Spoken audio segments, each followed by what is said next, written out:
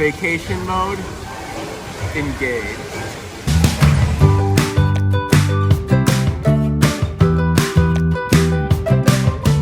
And welcome to Runaway with Liz. That's me, I'm Liz, and this is my husband Tony. Recently, we went to Playa del Carmen with Tony's family, and we stayed at the Royal Haciendas.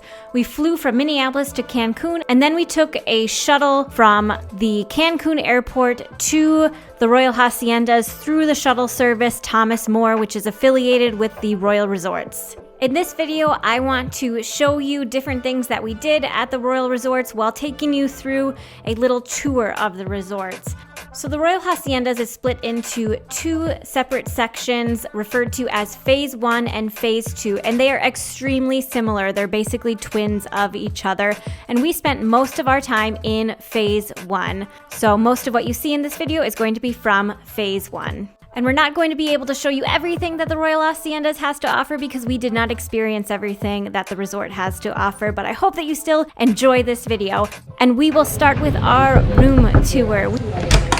What's up? The Royal Haciendas offers suites, and then they offer what looks more like a regular hotel room, except it has a kitchenette and a terrace.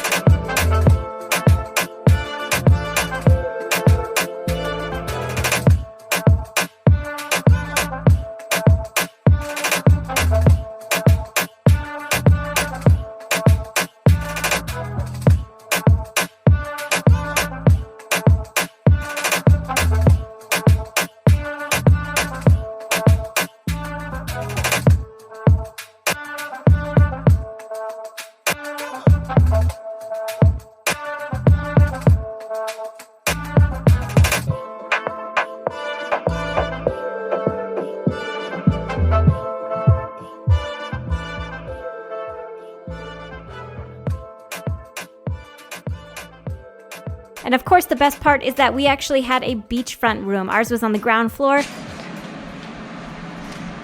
How do I open this? Is it locked? Tony, I need help.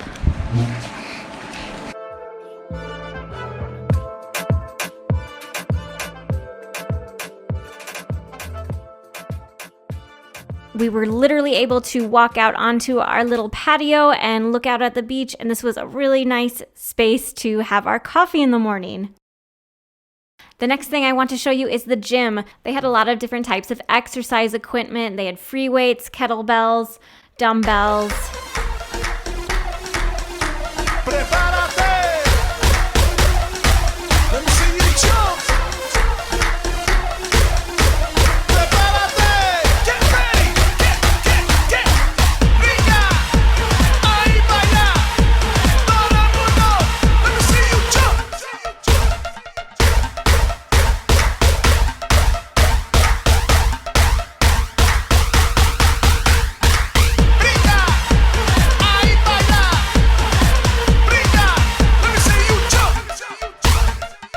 We hit up the gym a few times to go on our runs, but of course, if you don't like the gym, there's always the beach, right? It's a lot more scenic, but it is a lot harder to run on sand.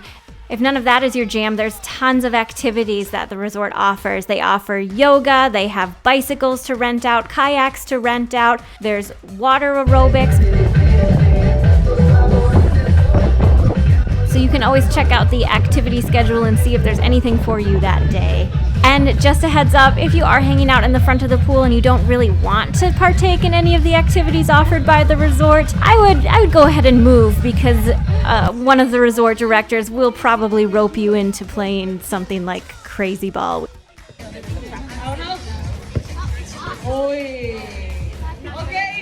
There are also a ton of activities for kids to do. They have piñata, decorating, and hitting parties. They have pirate theme parties. They have crafts. They've just got a ton, and a lot of those are in an activity center that is next to the pool bar, or you're actually going to go to the activity center, which is on the way to the lobby. So the activity center is where they have some indoor activities for adults. For example, yoga is down there. I think there might be Pilates down there too, I'm not sure. There's also a lot of games like foosball, ping pong, and that's also where the kids club is, where they host a lot of kids activities.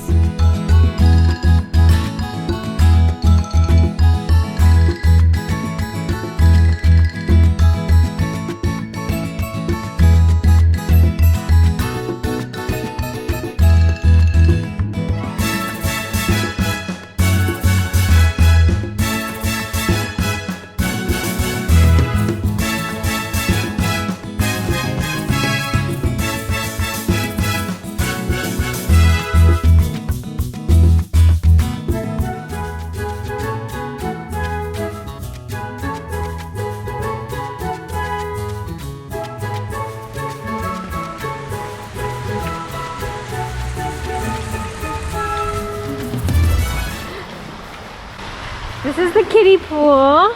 And we can't forget the grown-up pool either.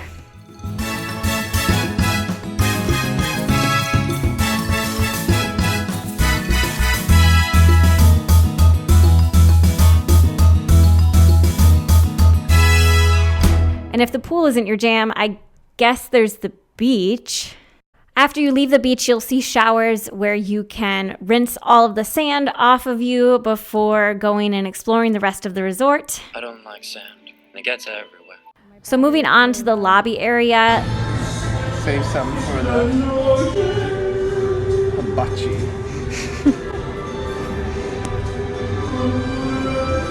That's where you're going to see the front desk. You're going to see the Thomas More desk where you can book different excursions. There is a members lounge for people with timeshares. There's a spa. There's a little boutique clothing shop that's attached to the grocery store. Which brings us to the next thing that we're going to talk about, which is all of the eating options at the Royal Haciendas. First, like I said, we have a kitchenette in our room, and the other room option at the resort is actually a suite with a full kitchen. So you could go off-site, but you could also buy your own groceries at the little supermarket and prepare your food and snacks in your room.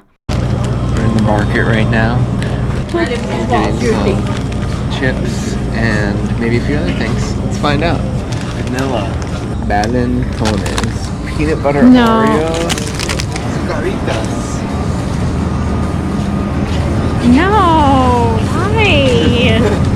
Alright, got everything we need for now? Yep. Ooh, there's more chips. They've got Ruffles. You gotta check out.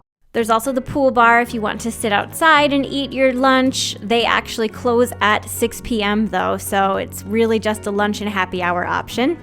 So this is the pool bar where we've ordered some margaritas and some guacamole and shrimp tacos. In the evening, you have a few options. The first one we can talk about is the palapa, which is where they serve their buffet meals, and each night is a different theme. We went during Mexican Fiesta night, and there was a show of traditional Mexican dances and costume, along with a buffet with lots of different Mexican fare offered. I'm eating a donut.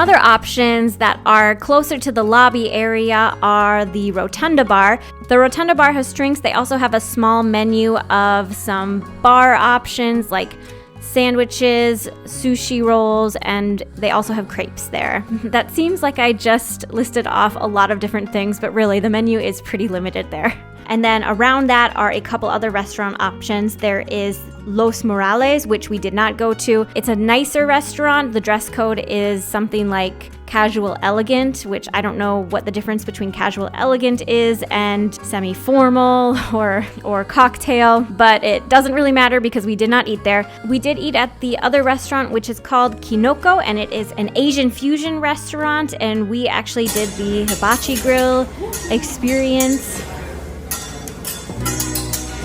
1, 2, and 3.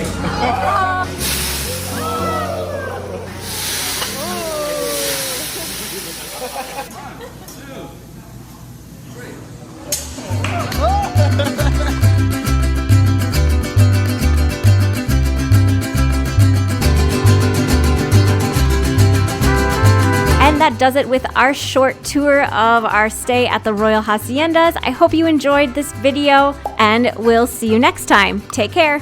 Bye. Oh, that was nice.